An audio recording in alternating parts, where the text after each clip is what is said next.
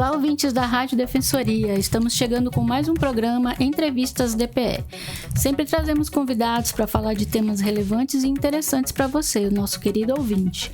Eu sou Gislaine Teixeira e te convido a ficar aí ligado na nossa programação.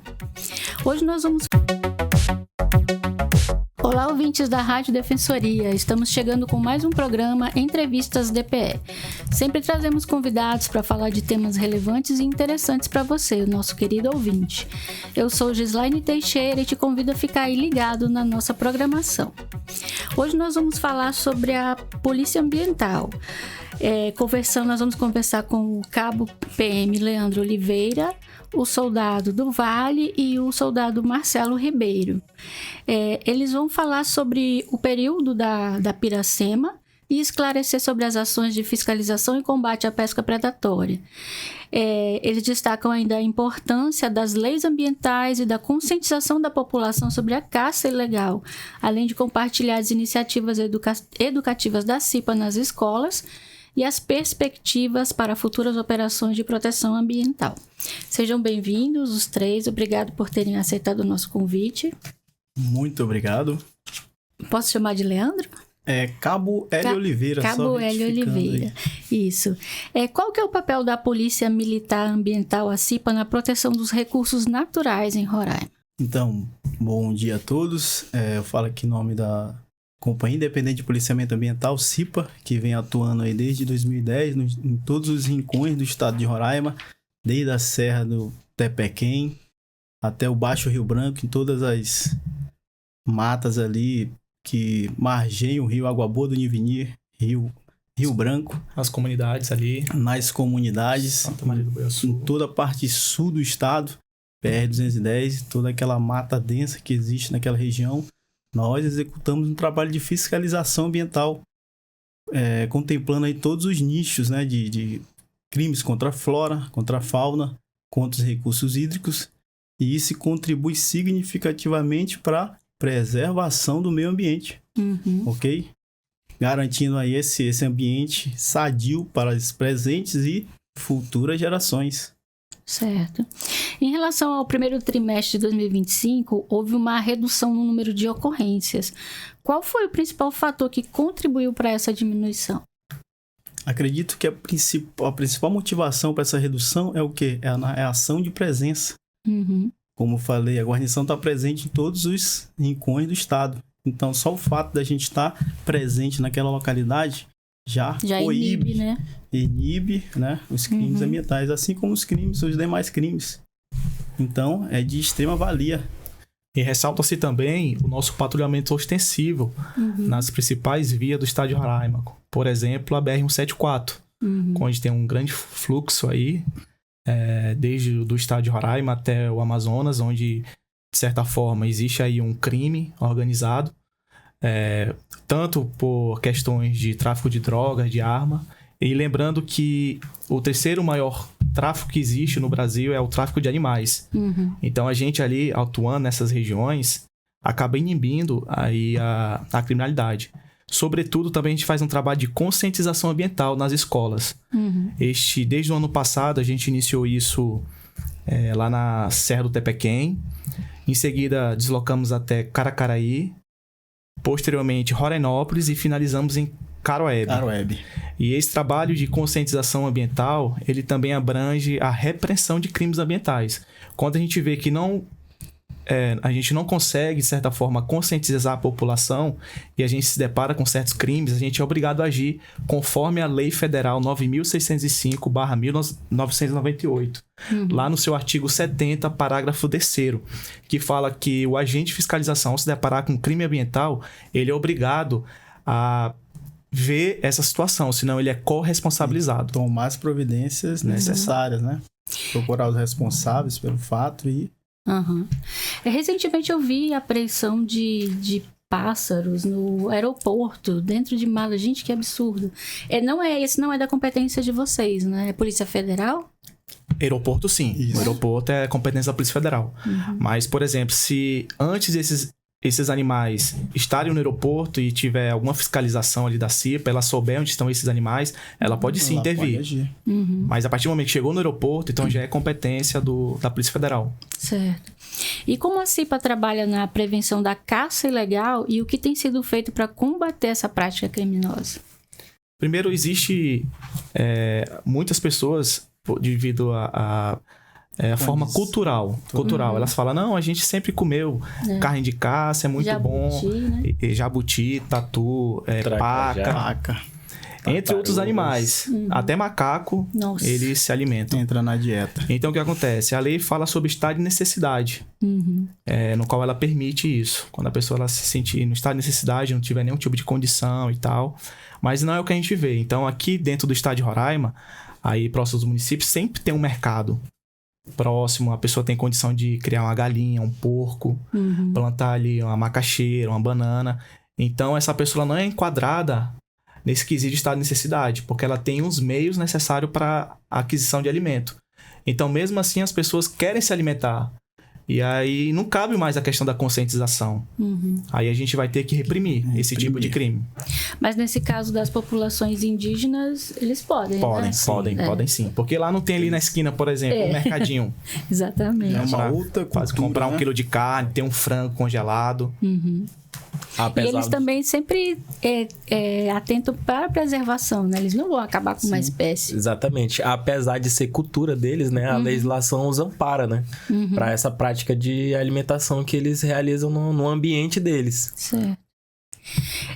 Vocês podem falar mais sobre as ações integradas realizadas pela CIPA e como elas ajudam na fiscalização ambiental?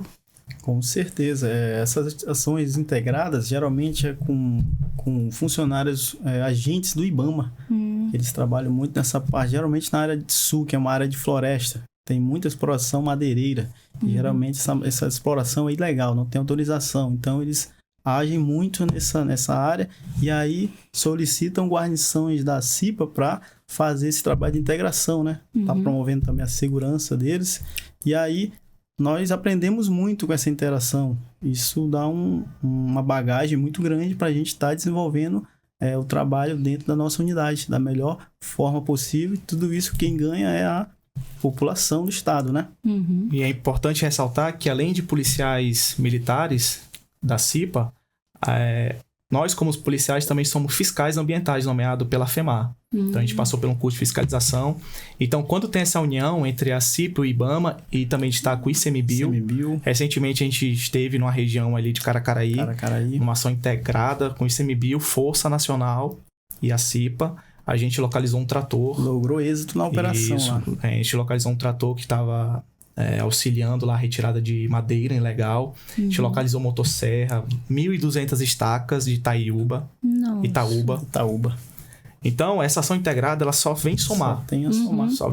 E é importante, o Estado sempre está investindo nesse tipo de operações, porque o desmatamento, os dados mostram que Roraima está com alto índice de desmatamento. Infelizmente. Ilegal.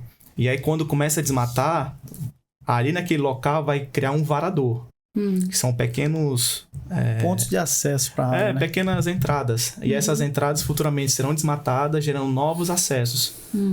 E aí aquela... o modus operandi do desmatamento ilegal. Uma espinha de peixe. Nossa. Aí o pessoal vão só adentrando a área e cada vez mais desmatando, né? Fazendo uma roça, porque todo mundo vai querer fazer uma roça e aí...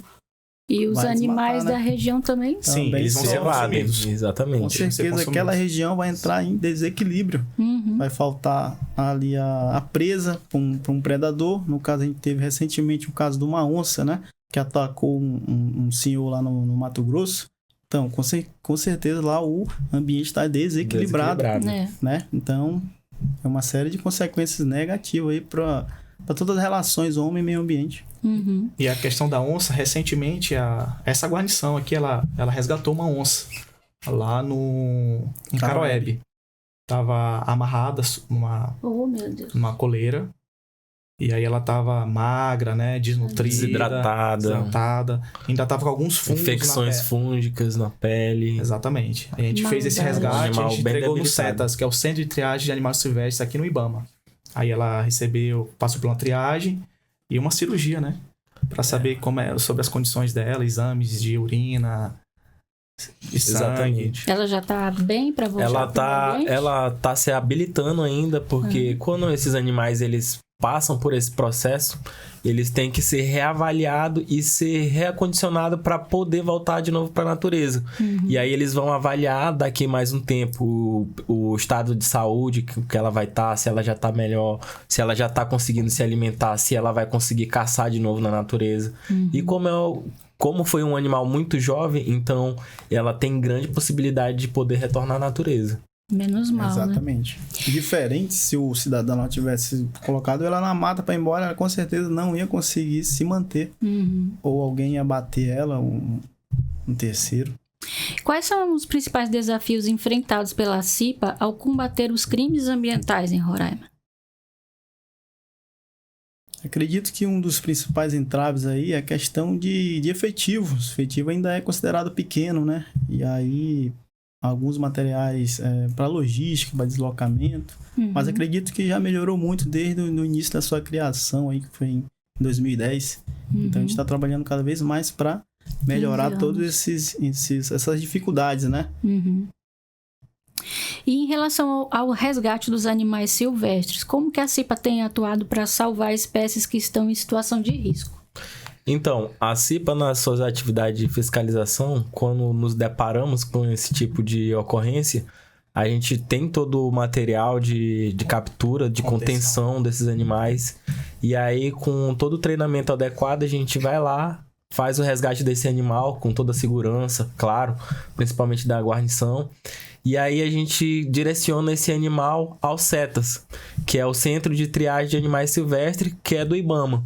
E aí lá no CETAS ele tem o corpo lá de veterinários, de técnicos ambientais, e aí eles fazem o recebimento desse animal, fazem a triagem, né, a avaliação de todo o estado desse animal. E aí, a partir desse momento, já fica sobre a responsabilidade do CETAS. E aí o CETAS ele realiza um trabalho aqui, né? Principalmente aqui na nossa cidade. Temos apenas um centro que concentra todo o estado. Então lá tem muitas demandas, né? Então eles, a partir desse momento, eles fazem todos os procedimentos e aí reencaminham o animal de novo para a natureza. Ou se não for o caso, porque alguns animais... Por exemplo, a gente foi fazer uma visita técnica lá ao CETAS e aí tinha um animal que foi um tamanduá mirim que foi atropelado e o pobrezinho ficou aleijado. Oh, meu Deus. E aí ele não tem mais condição de retornar à natureza. Então, o CETAS ali, ele cuida desse animal. E aí esse animal meio que ficou o material carga lá da unidade deles. Então, eles fazem esse trabalho, né, de triagem, depois readaptação e depois a soltura do animal. Agora me ocorreu uma coisa. Às vezes a gente vê assim no jornal, né? Apareceu um filhote de jacaré aqui no Caçari, por exemplo. Na hora o pessoal pensa em ligar para os bombeiros, né? Mas essa atuação seria deles, de vocês? Então, pode ser no caso da CIPA, dos bombeiros, também tem a Guarda Municipal, que também pode estar fazendo esse trabalho. Todas essas instituições aqui são capacitadas e treinadas para contenção, captura e contenção desse animal, ok? E aí é importante a gente abrir um parênteses aqui que orientar a população em caso de observar algum animal nessas características que não tentem capturá-lo, né? Porque ele pode sofrer ali sérios danos, né, de um possível ataque e aí tá se contaminando, pegando uma zoonose lá que pode estar prejudicando a saúde dela, né, no futuro, ok? Lembrando esse ponto da zoonose, né? Muitos animais silvestres, né? Que não tem nenhum tipo de procedência, a gente não sabe de onde veio. Eles podem carregar essas doenças que podem nos afetar. Sim. Que essas zoonoses são doenças que transitam entre os animais e os seres humanos e vice-versa. E a pessoa se expondo a isso, ela pode correr um risco muito grande. Eu com certeza não chego perto. É o melhor se fazer. A CIPA aplica multas como forma de fiscalização. Vocês podem nos dar uma visão sobre o impacto dessas multas no comportamento dos infratores? Tem algum resultado ou tem muita reincidência? Bem, o trabalho de fiscalização ele é bem complexo. a gente possui alguns documentos, como auto de infração e o termo de destinação de bens apreendidos, e também tem um auto de notificação. Então, ao se deparar com crime ambiental, o infrator está lá, a gente identificou o infrator, por exemplo, desmatamento, ele vai receber uma multa. Porque assim a lei nos diz, né? Lá no seu artigo 3º da Lei Federal 9.605. E ela fala lá, tem multa, tem apreensão de bens, tem embargo de área, suspensão de atividades. Então, o fiscal ambiental, ele é obrigado a se deparar com essa situação e aplicar multa e embargo de área. Ou seja, o infrator não vai mais utilizar aquela área. Aquela área ela não pode mais ser trabalhada ali pelo infrator. Então, isso é só um exemplo de desmatamento. Por exemplo, a questão de pesca já é outro procedimento. De caça.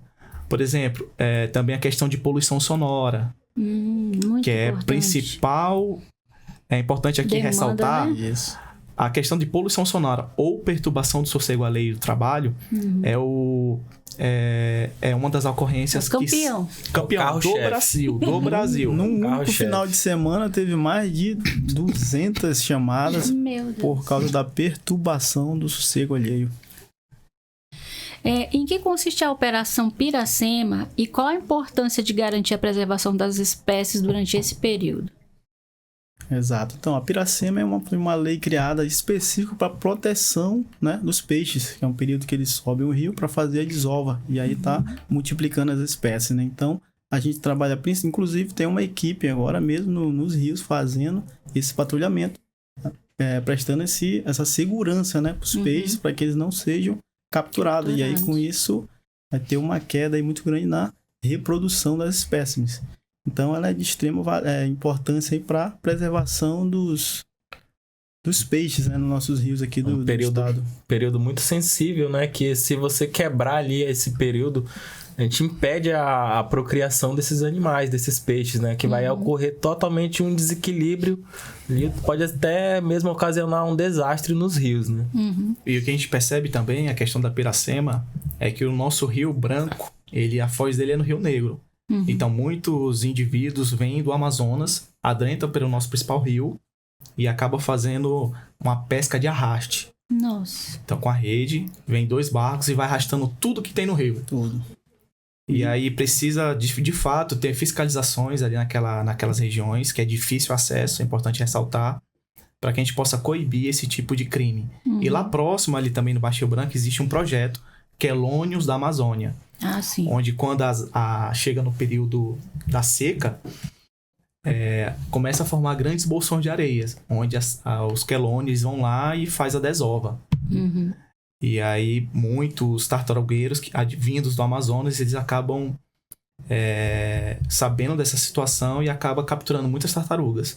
Aí quando tem a presença lá da CIPA, do IBAMA, esse crime acaba não ocorrendo, né? Inibido. Inclusive, em algumas operações, a gente já fez apreensão lá de diversos pescadores, né? Diversos caçadores aí, legal.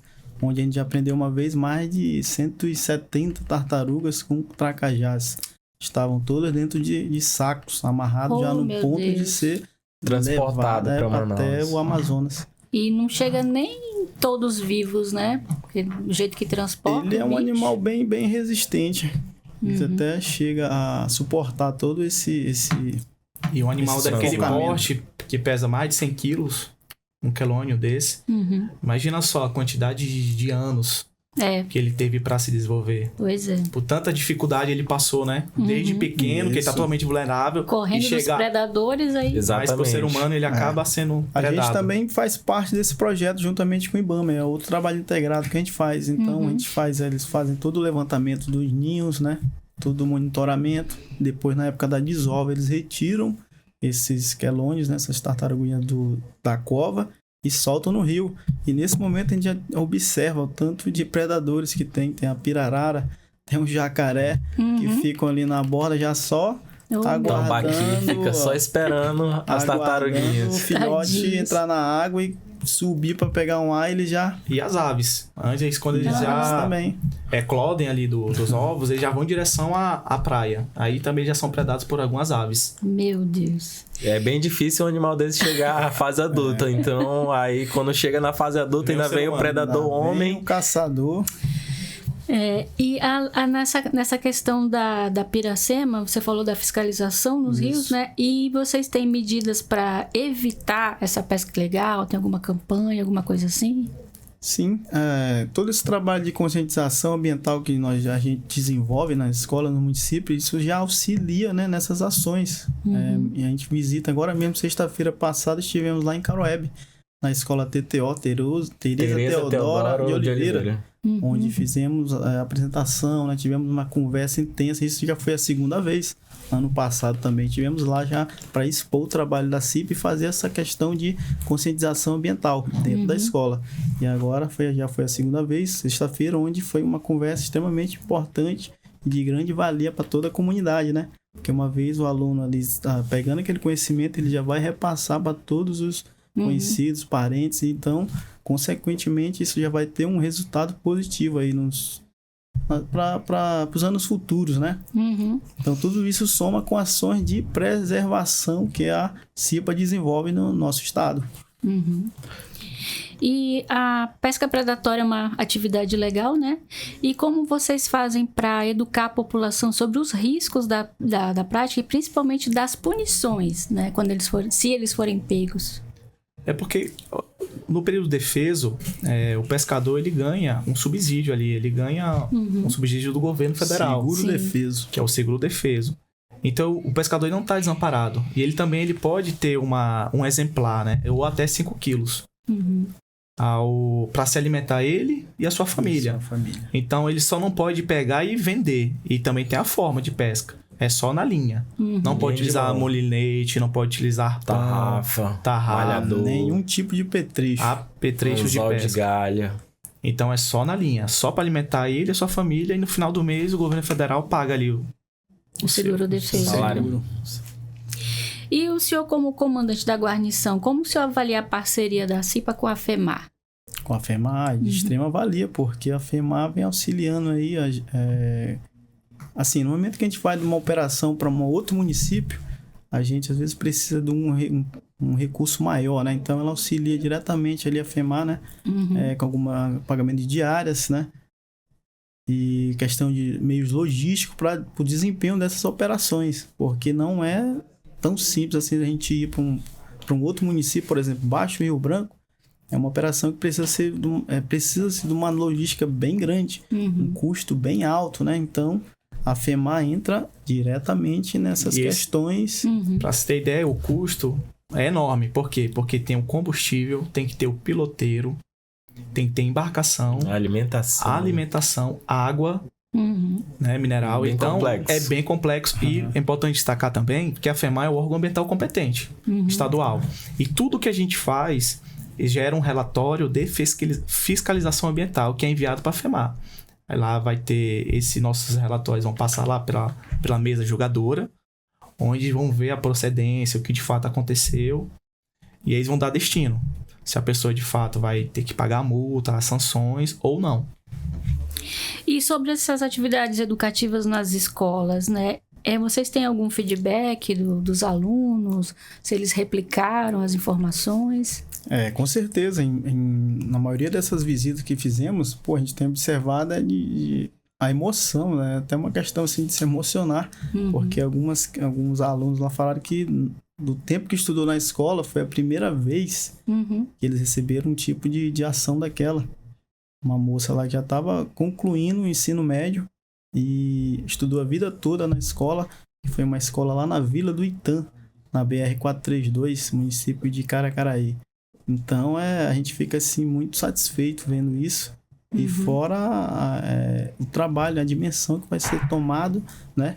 Que eles vão ser multiplicadores ali de toda a legislação ambiental. Nós passamos a nossa lei base de atuação, né? Que é a Lei 9.605. E aí eles vão pesquisar, vão estudá-la, né? Assim como o Decreto Federal 6514, que estipula a valoração das multas, né? Todos os meios ali, as sanções, né, que são atribuídas a determinado caso, né? Cada multa tem uma sanção diferente. Então, é de grande valia. Quem sabe, né, futuros guardiões da natureza, sim, com futuros servidores da CIPA. Muitos deles, né, eles, ao ver o nosso trabalho, ver o desempenho das ações de fiscalização, muitos deles se interessam, falam, eu quero também ser policial, também eu quero proteger a natureza. Isso pra gente é um feedback muito grande, né? Porque, como o comandante falou, é uma coisa que toca até o nosso emocional, porque a gente se dedica tanto a esse trabalho e aí a gente consegue ver o resultado, né, do trabalho. E aí, como educadores, a gente percebe que eles têm um interesse muito grande. É muito mais fácil se educar um jovem do que se educar um adulto que tem uma concepção já formada de certas coisas, sobre certas atitudes. Então, o jovem, ele é mais acessível a esse tipo de educação. A mente mais aberta. Exatamente. E aí, muitos deles têm a curiosidade, como o Cabo falou, de buscar a lei, de realmente buscar amparo. E aí eles levam esse conhecimento para casa, pros pais, pros tios, pros avós, falam, não, isso é errado, o policial na escola falou que esse tipo de atitude é errada, maus tratos é errado, a piracema não se pode pescar na piracema. Então a gente vê que esse resultado ele é muito positivo e daqui mais algum tempo ele vai se consolidar ainda mais. Com certeza. E aí dizer também que a gente não tá sozinho nessa parte de conscientização ambiental, a gente tem alguns parceiros, aí eu queria aqui até expressar isso, a VEPEMA, que é a Vara de Execuções Penais e Medidas Alternativas lá do Tribunal de Justiça do Estado de Roraima, no qual a gente foi contemplado com um projeto. E nesse projeto a gente comprou vários materiais, notebooks, Power Data Show, caixa de som que está nos subsidiando a gente chegar no colégio. Isso. A gente chega no colégio, monta ali o nosso computador, já no PowerPoint, aqui o microfone, e a gente consegue passar todo esse conhecimento por conta aí da VEPEMA. E também a gente tem um outro parceiro, que seria o Ministério Público do Estado de Roraima, ali na pessoa do promotor Ezequias, onde ele já destinou pra gente várias camisas. E a gente queria até deixar uma aqui, né? Isso, também vamos deixar. E aí ele é o nosso parceiro também. E a gente entrega para esses jovens essas camisas, tem bonés, tudo com tema. Tudo temático. Todo temático. E livros. Uma outra ação assim, que marcou também foi lá na escola do Entre Rios, no Caroebe. Né? Onde a gente fez uma demonstração lá de todos. A gente mostra todo o material que a gente utiliza durante as operações, né? Armamento, equipamentos. E aí eu coloquei o colete no aluno lá, né? Pra ele sentir. Ficou se sentindo. Ele chorou. Oh, meu Deus. Então foi bem marcante esse momento também. E sobre os animais domésticos, no caso cães e gatos, vocês recebem muitas denúncias também? Qual o procedimento? É campeã de denúncias. E tem outro crime também, que é a omissão de cautela de animal perigoso. Então pessoas aí que tem pitbull, rottweiler, animais de grande porte, ele tem que fazer um cadastro com vocês? Não, aí essa pessoa vai ter que ter cuidado redobrado para que esse animal não saia na rua. Sim. E ataque uma pessoa, ataque outro cachorro. Outro animal. A gente sempre se depara com pitbulls que saem, às vezes ali o dono acaba esquecendo. Deixa o portão aberto. Deixa o portão aberto e o cachorro esquece. Foge. E é um cachorro totalmente territorialista. E aí, dependendo da criação, ele grande acaba porte físico, né? Ele tem todo um preparo, o pitbull. E aí, dependendo da criação, ele acaba sendo também agressivo. Isso, porque geralmente ataca outros cachorros. Esses animais estão confinados ali, então eles estão extremamente estressados. Quando vê o portão aberto. Então, ele vê um momento ali, uma janela no portão, ele já vai sair. E aí, corre o risco de quem estiver passando no momento, né, de ser atacado. Pode ser um idoso, pode ser uma criança. E pode ser um outro animal. Como a gente já atendeu diversas ocorrências e registrou isso tudo em termo. A gente também está capacitado em estar registrando o TCO, onde é registrado em TCO em termos, né, essa ocorrência do autor do fato e da vítima, e aí encaminhado para o GCRIM, a autoridade julgadora, que vai tomar todas as sanções ali ao caso. Lembrando que no caso dos cães e gatos, a legislação ela é um pouco mais pesada, porque não cabe o termo circunstanciado de ocorrência. é direto a condução à delegacia responsável, né? O crime é de 2 a 5 anos. De 2 a 5 anos, então... E alguém já ficou preso? Já, várias pessoas, porque a gente se depara com esses maus tratos, né? Diariamente a CIPA, ela vem atuando nessa parte dos maus tratos contra cães e gatos, né? A gente percebe que o pessoal deixa o animal preso muito tempo no sol, sem alimentação. Muitas vezes ele ignora que o animal tem alguma doença, não leva o animal no veterinário.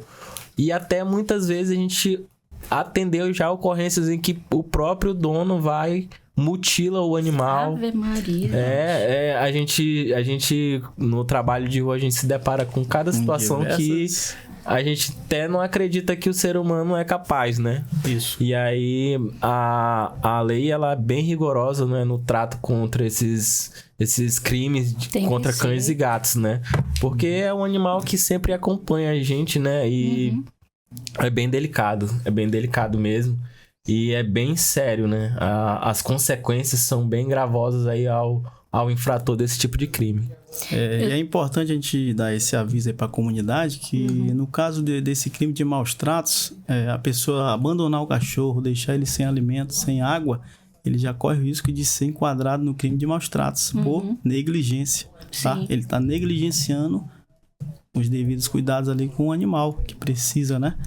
Então ele pode ser autuado, assim como tem outra categoria no caso de exploração econômica, né? Quando ele expõe um animal para estar adquirindo algum recurso e esquece de tal a devida manutenção para o animal, né? Entendeu? E a outra situação é de mutilação, né? E outro crime também importante que acontece muito é abandono. Então, às vezes, um cachorro ele acaba procriando, aí nasce 8 filhotes. Aí o rapaz vai lá, ou a pessoa joga esses cachorros na rua, gatos. E também já é um crime. abandonaram já tá passível de ser atuado. 2 vezes crias de gato na frente da minha casa. Só porque viram eu alimentando os gatos, aí acham que... Isso acontece muito. Constantemente a gente recebe esses chamados. Lá na CIPA mesmo, já abandonaram tanto os cachorros e gatos lá. Tem muitos. Inclusive lá tem uma matilha de mais de 20 cães lá. Só esperando lá para doações, né? Eu brinco assim, eu falo que eu queria, na próxima encarnação, eu quero vir como se eu fosse meu cachorro, porque toda água gelada, eles ficam no quarto com ar-condicionado. É só uma vida boa. VIP. Muito VIP. Deu um espirro, eu já corro pro veterinário. Seria uma maravilha se todos fossem assim como a senhora. E os meus 3 estão idosos, com 11 anos. A gente se depara com cada situação que a gente fica até entristecido, né? Não sabe que o ser humano é capaz, né? Exatamente. Fazer uma maldade pra um bichinho tão indefeso que só te ama. Ou um animal inocente, né? No caso do cão, principalmente, né? Um animal que sempre tá com o dono ali. Às vezes a gente percebe que o dono vai lá, maltrata o animal ainda, mas o cão ainda quer ficar perto do dono, né? E às vezes você chega do trabalho cansado, talvez ninguém falou contigo, mas o cachorro vai lá e te cumprimenta. Exatamente. Todo feliz ali, balançando o rabo, muito feliz que você voltou para casa. A população de Roraima pode contribuir com a proteção do meio ambiente denunciando práticas ilegais. Caso você testemunhe alguma irregularidade, como caça ilegal, pesca predatória ou queimadas, é possível fazer a denúncia pelos seguintes canais: Polícia Militar 190, Polícia Civil 197 ou 181, Ministério Público, como vocês falaram, né? Isso. Canal de denúncias online, ou 0800 095 3621. E o IBAMA, linha verde, 0800 61 80 80. Tem mais algum canal que eu não falei? Sim, lembrando que a CIPA está de portas abertas, né? Caso alguém queira comunicar alguma situação de crime, de maus tratos, a gente está recebendo essas denúncias lá na sede da CIPA, que fica localizada no Parque Anauá, frente ao posto Macuxi. E no período de 8 da manhã até meio-dia, a gente está recebendo, protocola essa denúncia, tá? E aí a gente faz o empenho dessa guarnição para fazer a averiguação do crime e, se for constatado, será realizado todo o procedimento cabível àquela situação. Isso. E é importante destacar também que, assim como a CIPA, a FEMAR também pode estar recebendo essas denúncias. A Guarda Municipal, né? Tem também um setor lá ambiental, tem o IBAMA e tem o Ministério Público. Todos esses órgãos estão recebendo esse tipo de situação, né, de denúncias. Acho que a grande forma de a comunidade estar participando, né, justamente é denunciando, né, compartilhando ali as situações de crime. E aí, eu creio que com isso, o trabalho da polícia, né, da fiscalização ambiental, da polícia ambiental, ela se acaba se enaltecendo cada vez mais com a ajuda da comunidade. No ano passado ocorreu a corrida Monte Roraima da CIPA. Esse ano vocês têm previsão de outra corrida? Sim, com certeza. Vai ser planejado aí para fazer essa corrida da melhor forma possível, né? Escolhido o local ali, que geralmente ela é meio rústica, né? Passa por certos obstáculos. É no mato? Então, isso, passa por água. Tem um trecho que tem a parte do mato, da lama. Coisa, não? Carregar só o corpo. Esse ano, já é muito. Esse ano vamos inserir um trecho lá que a pessoa vai ter que passar por apneia. Meu Deus, eu tô no fora. Mínimo 5 minutos de apneia. Aí morreu, né? Apneia dinâmica. Vocês querem falar mais alguma coisa? Deixar algum recado para a população? Queria deixar uma frase aí do nosso filósofo, escritor Robert Swan. E o principal problema, que fala que o principal problema do meio ambiente é termos a crença que alguém irá salvá-lo. Então é para a população refletir, né? E cada um ter sua ação positiva, né? No ponto de preservar, tentar evitar, reduzir, né? A utilização de recursos. Então essa é uma filosofia que a gente apoia, né? A gente já está vivendo, né, as coisas severas da natureza, as consequências, como o ano passado, aquela fumaça toda. Exatamente. Eu achei que esse ano a gente não ia sobreviver, graças a Deus não aconteceu. Se cada um fizer a sua parte, ainda que seja um pouquinho, somando no final, né, o conjunto de fatores ali, o resultado vai ser mesmo bem positivo, né? Não poluindo os rios também, né? Tá certo. E assim nós vamos... Obrigada por vocês terem vindo. Muito esclarecedora a conversa. Estamos à disposição da comunidade. Obrigada. Nós vamos encerrando mais um programa Entrevistas DPE.